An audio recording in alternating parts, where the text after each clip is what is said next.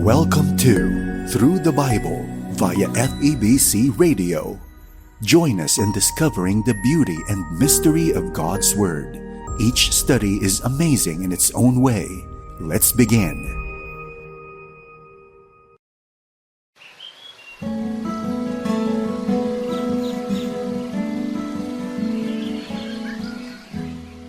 Bahagi ng pagiging isang pinuno ang pagkakaroon ng kapamahalaan.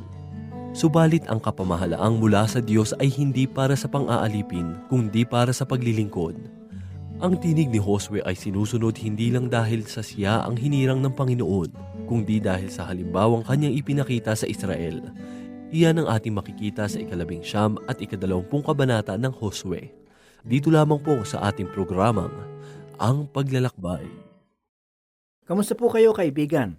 Sana po ay nasa maayos kayong kalagayan at handang makinig at matuto ng salita ng Panginoon. Ako po muli ang inyong kaibigan, Pastor Dana Bangko.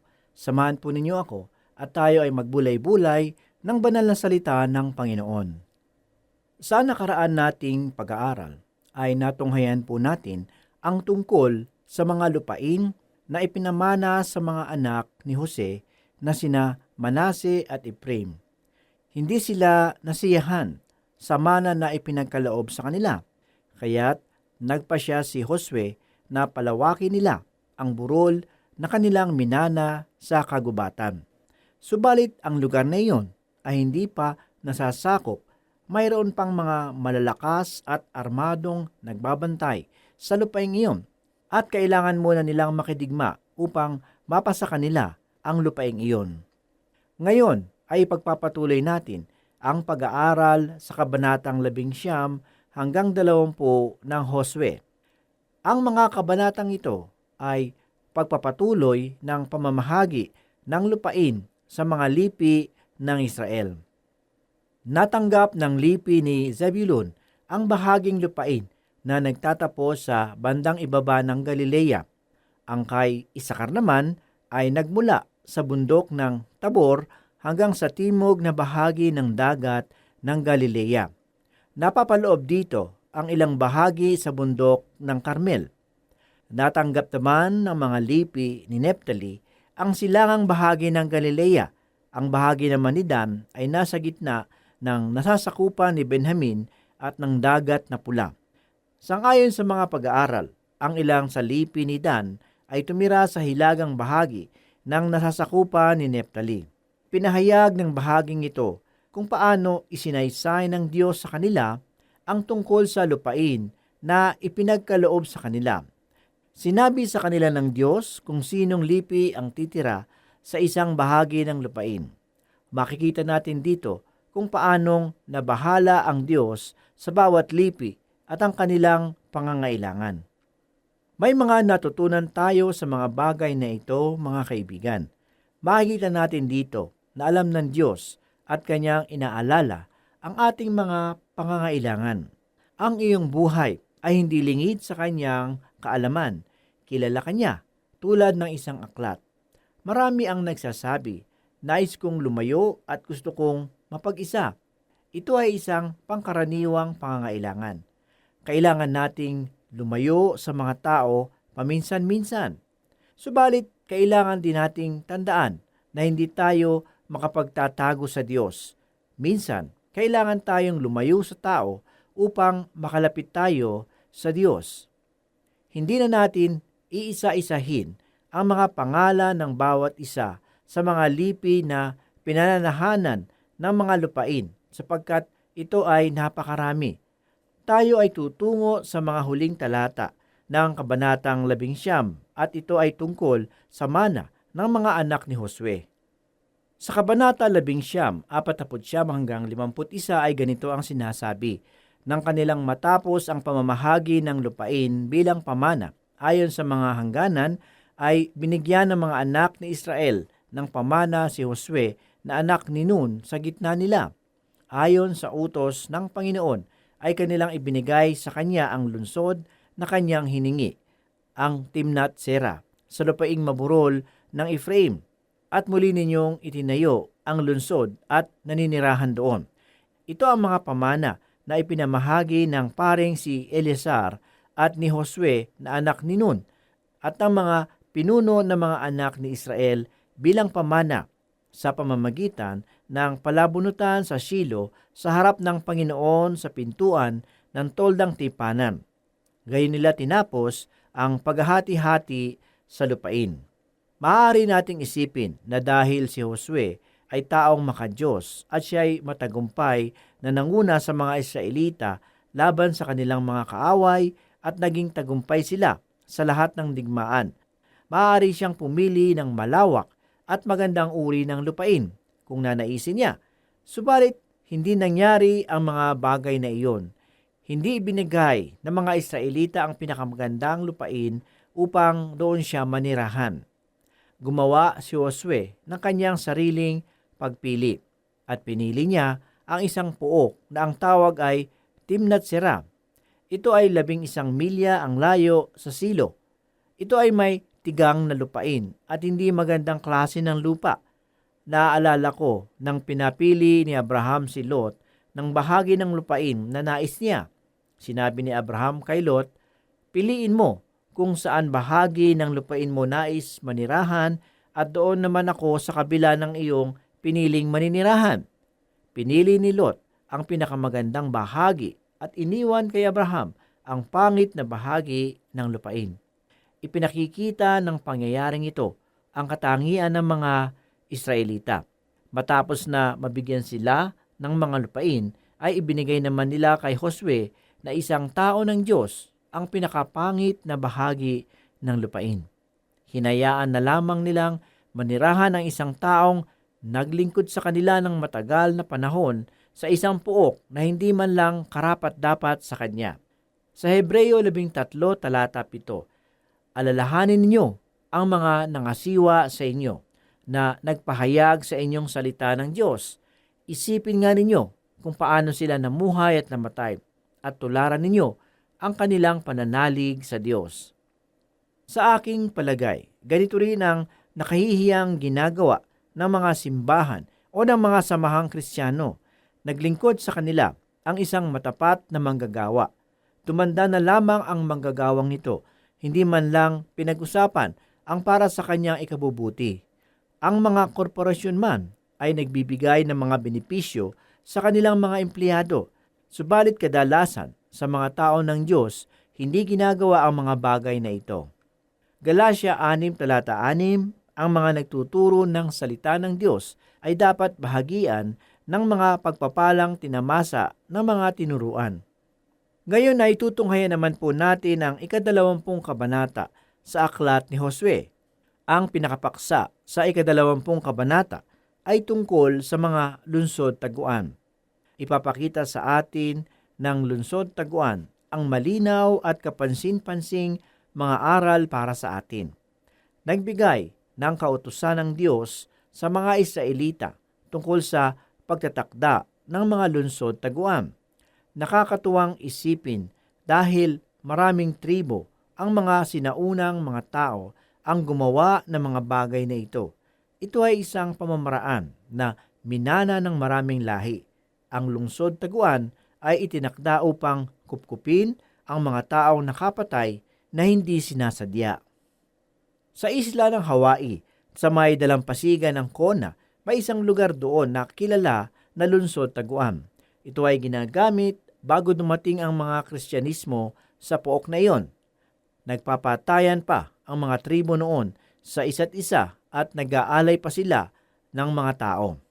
Ang kautusan ng Diyos na magtatag ng lungsod-taguan ay unang ibinigay ng Diyos sa bayan ng Israel sa aklat ng Bilang sa kabanatang 35. Ipinakita sa kabanatang ito ang tungkol sa pagtatatag ng lungsod-taguan. Subalit, malinaw natin itong makikita sa 11 talata na sinasabi, pumili kayo ng lungsod na mapagtataguan ng sinumang makapatay ng di sinasadya.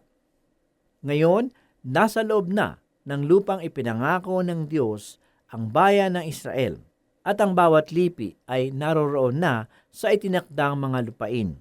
Nangusap ang Diyos kay Josue na kailangang magtatag ng lungsod-taguan. Kabanata 21-3, At ang Panginoon ay nagsalita kay Josue na sinasabi, "Sabihin mo sa mga anak ni Israel, pumili kayo ng lungsod kanlungan na aking sinasabi sa inyo sa pamamagitan ni Moises, upang matakbuhan ng taong nakamatay ng walang balak o hindi sinasadya, at magiging kanlungan ninyo laban sa tagapaghiganti sa dugo. Kung may taong nakapatay, marahil ay isa lamang ito sa dalawang dahilan. Maaaring ito ay pagpatay ng di sinasadya o pinaghahandaang pagpatay. Sa Israel, ang kaparusahan ng pagpatay ay ang pagbabato hanggang mamatay. Kung madali lamang ang pagpaparusa sa mga nakapatay sa ating panahon ngayon at ang mga nakapatay ay pinarurusahan agad, marami na sana ang nailigtas na buhay. Hindi sana tayo nakakakita ng mga pinapatay sa lansangan o mga taong pinapatay ng walang awa. Dahil marami sa atin ang matatakot gumawa ng kasalanan. Alam ng Diyos ang kalikasan ng tao. Ito ang batas ng Diyos. Gayunpaman, kapag hindi sinasadyang nakapatay ang isang tao o hindi niya ito pinaghandaan, kailangan siyang itago. May isang halimbawa na mababasa natin sa salita ng Diyos tungkol sa dalawang tao na pumutol ng kahoy sa gubat.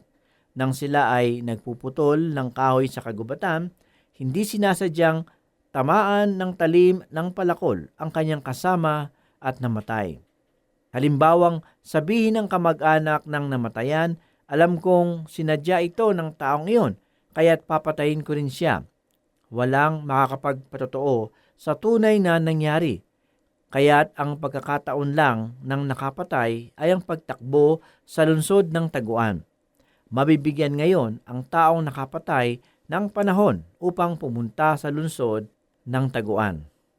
Sa Kabanata 24-6 ay ganito po ang sinasabi, "Siya'y tatakas patungo sa isa sa mga lungsod na iyon at tatayo sa pasukan ng pintuan ng lungsod at ipapaliwanag ang pangyayari sa pandinig ng matatanda sa lungsod na iyon. Kanilang dadalhin siya sa lungsod at kanilang bibigyan siya ng isang lugar upang siya'y manatiling kasama nila. Kung siya'y hahabulin ng tagapaghiganti sa dugo, hindi nila ibibigay ang nakamatay sa kanyang kamay sapagkat kanyang napatay ang kanyang kapwa nang hindi sinasadya at hindi niya kinapuutan ng nakaraang panahon. Siya'y mananatili sa lungsod na iyon hanggang sa siya'y tumayo sa harap ng kapulungan upang hatulan hanggang sa pagkamatay ng pinakapunong pari ng panahong iyon. Kung magkagayoy, uuwi ang nakamatay at babalik sa kanyang sariling bayan at sa kanyang sariling bahay sa lungsod na kanyang tinakasan." Maraming aral ang makikita natin tungkol sa lungsod taguan. Namatay ang ating Panginoong Hesukristo at naging malinaw sa atin ang banal na kasulatan na hindi lamang siya namatay, subalit siya ay ating tanggulan sa ating panahon. Kung pag-uusapan natin ang Diyos bilang tanggulan, itinatag ang lungsod na ito upang maging tanggulan ng mga taong nangangailangan ng kalinga. Ang sabi ni Haring David sa Aklat ng Mga Awit sa 9 na kabanata, "Ikaw, O Yahweh, ang tagapagtanggol ng api-apihan sa gitna ng gulo at mga panganib ay kutang matibay." Nadaba ni Haring David ang pangangalaga sa kanya ng Diyos. Sa ating panahon, malinaw na naging tanggulan natin ang Panginoong Hesus nang siya ay mamatay sa krus. Naging tanggulan siya ng mga taong nangangailangan ng kaligtasan at tanggulan din siya ng mga taong nananampalataya. Dahil ang sagisag ng tanggulan ay pag-asa sa mga taong wala nito. Si Kristo ang tanging pag-asa ng lahat ng tao. Ang lahat ng nagtitiwala sa Kanya bilang kanilang tanggulan ay iniingatan sa anumang panganib. Tanging sa pamamagitan ng Kanyang kamatayan, tayo nagkaroon ng katiyakan. Kung itatanong naman natin kung sino ang pumatay kay Kristo, marahil tayong lahat ay maaaring sisihin. Ang lahat ay may kinalaman sa kamatayan ni Kristo. Subalit pumarito si Kristo upang maging kabayaran ng ating mga kasalanan, at ang pag-aalay niya ng kanyang sarili sa krus ang nagbukas tulad ng lunsod taguan na naging tanggulan sa lahat ng magtitiwala sa kanya. Hindi natin sisisihin ang mga Hudyo sa kanyang kamatayan. Hindi siya namatay sa krus na gawa ng mga Hudyo. Siya ay namatay sa krus na gawa ng mga Romano. Subalit walang saysay kung sisisihin natin ang ibang tao. Tayong lahat ay may kinalaman. Sa nangyari sa ating Panginoon, lahat tayo ay dapat sisihin. Tunghayan natin ang ikalawang mensahe ni Pedro sa mga kapatid na mga Hudyo. Ang sabi niya sa kanila sa Gawa 3:17-18, "At ngayon, mga kapatid, batid kong hindi ninyo nalalaman ang inyong ginawa, gayon din ang inyong pinuno. Ngunit sa ginawa ninyo'y natupad ang malaunang ipinahayag ng Diyos sa pamamagitan ng mga propeta na ang Kristo ay kailangang magbata. Kung ating bibigyang kahulugan ang kanyang sinabi, ang ibig niyang sabihin sa kanila ay magsisi na kayo at magbago." Naging malinaw din naman ang sinabi ni Pablo nang sabihin niya sa mga kapatirang mga Hentil sa unang Korinto, Kabanata 2:6-9, "Ngunit sa mga may sapat na gulang sa pamumuhay sa espiritual, karunungan ang ipinangangaral namin. Subalit hindi karunungan ng sanlibutang ito ng mga tagapamahala ayon sa nakatakdang malipol. Ang tinutukoy ko ay ang panukala ng Diyos na nalihim sa tao. Itinalaga niya ito para sa ating ikaluluwalhati bago likhain ang sanlibutan. Isa man sa mga tagapamahala sa kapanahonang ito ay walang nakaunawa sa panukalang iyon, sapagkat kung nauunawaan nila iyon, hindi sana nila ipinako sa krus ang dakilang Panginoon. Sang-ayon sa ating mga nabasa, sa harapan ng Diyos, ang lahat ng tao ay may pananagutan sa kamatayan ni Kristo. Ang ibig sabihin, ikaw ay may pananagutan. Subalit, maaari rin ninyong ituro ang inyong mga daliri sa ibang tao at sabihin sila ay may pananagutan. Subalit, salamat sa Diyos, ang kanyang kamatayan ay nagsilbing taguan at tanggulan na maaari nating puntahan.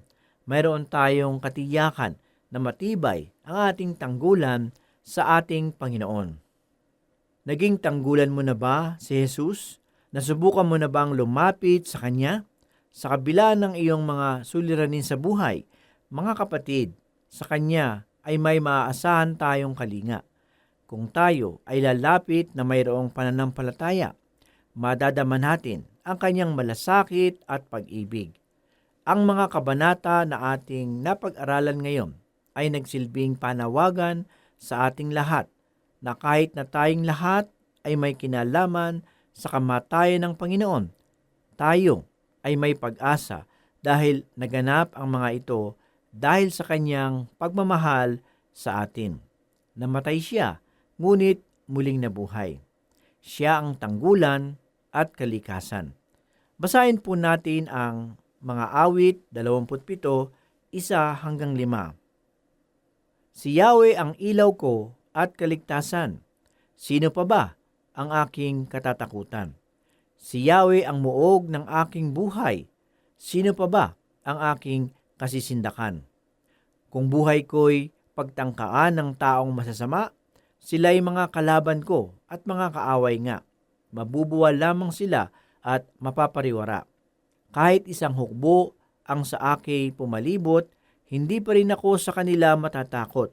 Salakayin man ako ng mga kaaway, magtitiwala pa rin ako sa may kapal.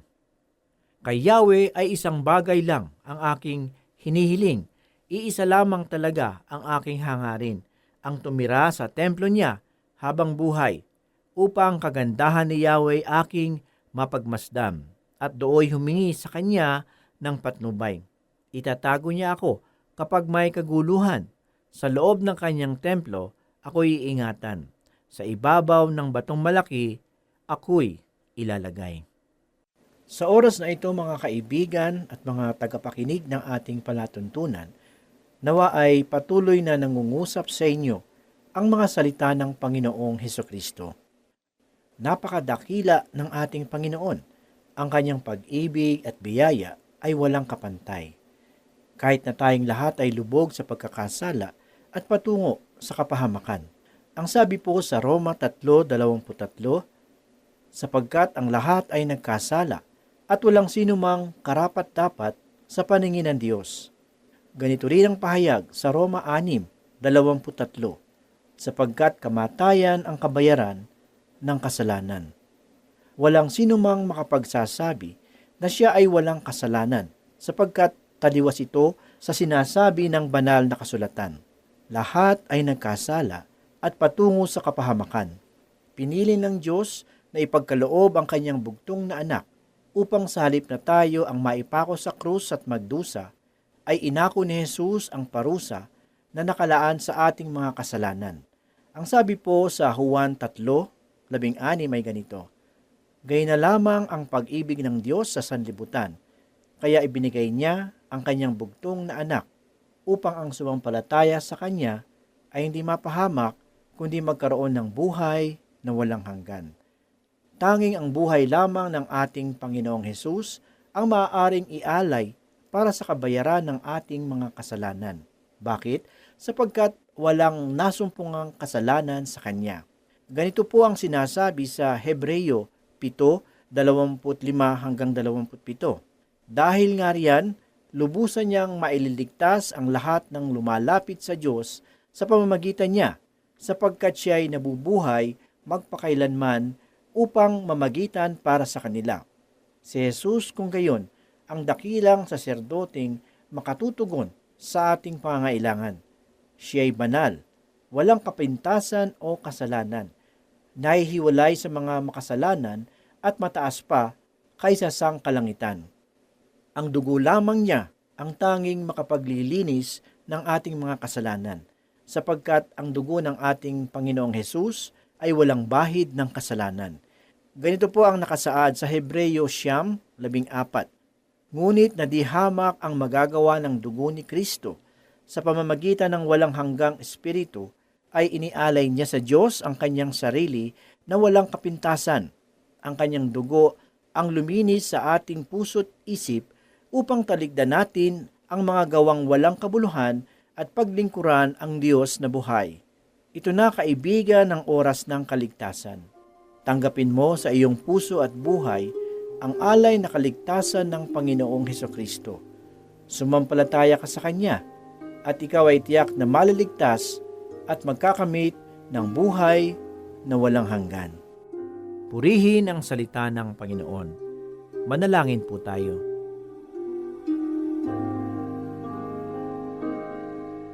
O Diyos na buhay, marami pong salamat sa oras na ito.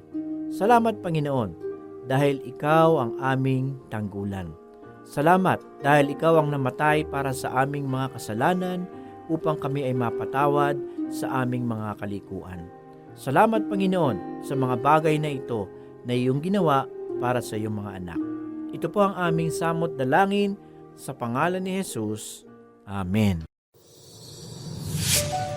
For more teaching from God's whole Word, you can listen through this station, FEBC Radio. For questions, comments, Bible requests, or learning resources, email us at bzasinfo@febc.ph. This is Through the Bible. See you again for more learning on the next episode.